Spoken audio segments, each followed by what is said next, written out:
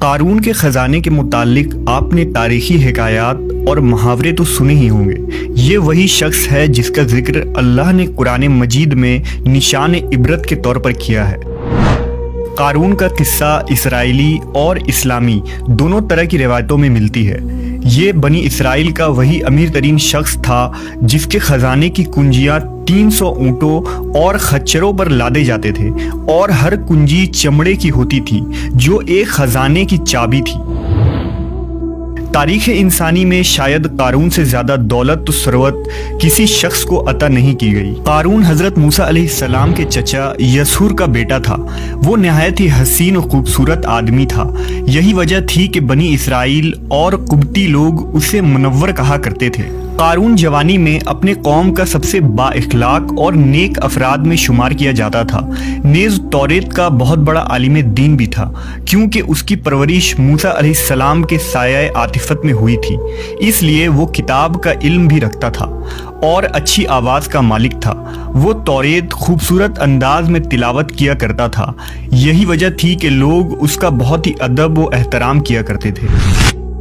قارون ابتدا میں حضرت موسیٰ علیہ السلام پر ایمان لے آیا، اور جب بنی اسرائیل کو قبطیوں کی غلامی سے نجات ملی تو وہ ان کے ساتھ مصر کو چھوڑ کر سرزمین موعود کی طرف ہجرت کر گیا۔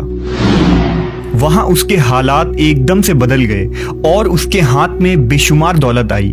دیکھتے ہی دیکھتے وہ اپنی قوم کا امیر ترین شخص بن گیا، جس کا ذکر اللہ نے قرآن مجید میں کچھ یوں کیا ہے: بے شک قارون موسیٰ کی قوم سے تھا، پھر اس نے قوم پر زیادتی کی، اور ہم نے اس کو اتنے خزانے دیے جن کی کنجیاں اٹھانا ایک طاقتور جماعت پر بھاری تھی۔ ایک جگہ فرمایا، جب اس سے اس کی قوم نے کہا اتراؤ نہیں، بے شک اللہ اترانے والوں کو پسند نہیں کرتا، اور جو مال تجھے اللہ نے دیا ہے اس کے ذریعے آخرت کا گھر طلب کر، اور دنیا سے اپنا حصہ نہ بھول، اور احسان کر جیسا اللہ نے تجھ پر احسان کیا، اور زمین میں فساد نہ کر، بے شک اللہ فسادیوں کو پسند نہیں کرتا۔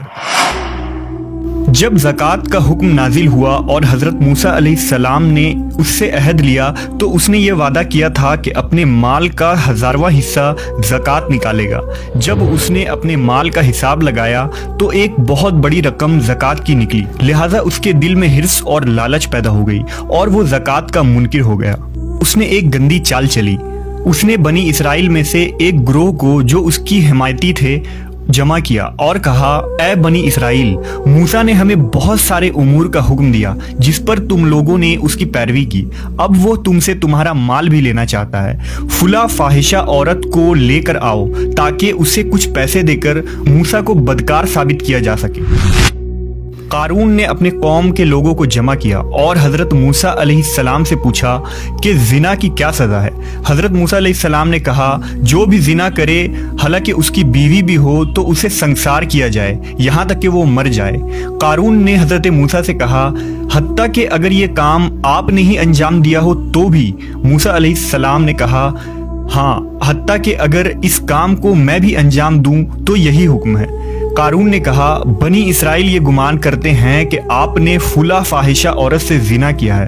حضرت موسیٰ علیہ السلام نے فرمایا کہ اس عورت کو میرے سامنے لاؤ، لہٰذا وہ عورت بلائی گئی تو آپ نے فرمایا، اے عورت، اس اللہ کی قسم جس نے بنی اسرائیل کے لیے دریا کو پھاڑ دیا اور عافیت و سلامتی کے لیے دریا کے پار کرا کر فرعون سے نجات دی، سچ کہہ دے کہ واقعہ کیا ہے۔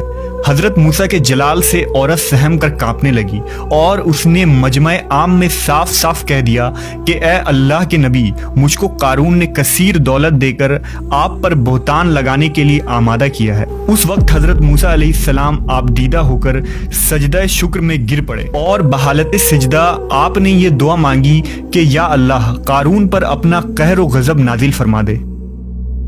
لہٰذا وہ تمام لوگ جو قارون کے ساتھ تھے وہ اس سے جدا ہو گئے۔ موسیٰ علیہ السلام نے اللہ کے اذن سے زمین کو حکم دیا تو زمین پھٹ پڑی اور قارون اور اس کے پیروکار اس میں دھسنے لگے، اور دیکھتے ہی دیکھتے قارون، اس کا مکان اور خزانہ سب اس زمین میں دھس گیا۔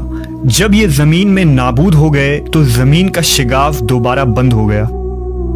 قارون کے اس دولت کے متعلق بہت سارے تاریخی حکایات نقل کی گئی ہیں، اور تا قیامت قارون اور اس کا خزانہ تمام انسانیت کے لیے نشان عبرت بنی رہے گی۔